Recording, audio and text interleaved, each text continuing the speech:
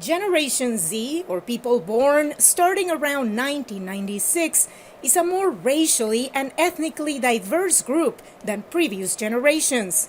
As young adults, Zoomers, as they are colloquially known, tend to lean towards liberal politics, but they aren't a monolith. They tend to put party affiliation to the side and focus on the policy issues in particular. University students who will be eligible to vote in the 2024 presidential election say they are keeping an eye on how politicians react to a series of conservative decisions by the U.S. Supreme Court, including those on abortion rights and college admissions. Because the way that it's going right now, we're getting pushed back like 100, 150 years into the past because of issues like Roe v. Wade being turned over, affirmative action being turned over, LGBTQ rights. Preston Raven, a journalism sophomore in Austin, Texas, was comfortable with the court's recent decision to end race-conscious admissions in colleges. They should look at your application and base it off of that, not because of your race.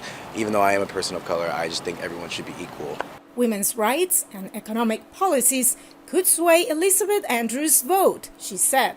Definitely abortion rights were very high on my mind during the last year, and student loans, of course. It's too early to tell, however, if and how the Gen Z vote could impact the results of the 2024 general election. A 20-year-old versus a 45-year-old, the 45-year-old is going to have a higher likelihood of turning out to vote just because they're practiced at this and they understand how politics works a little bit better.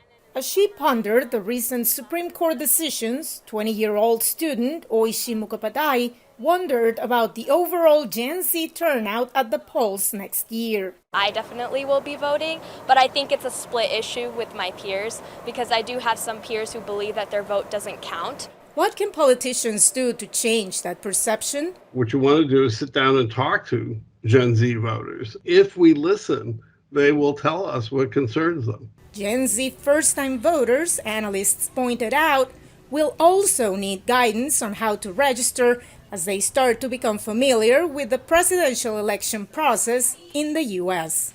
Veronica Balderas, Iglesias, VOA News, Washington.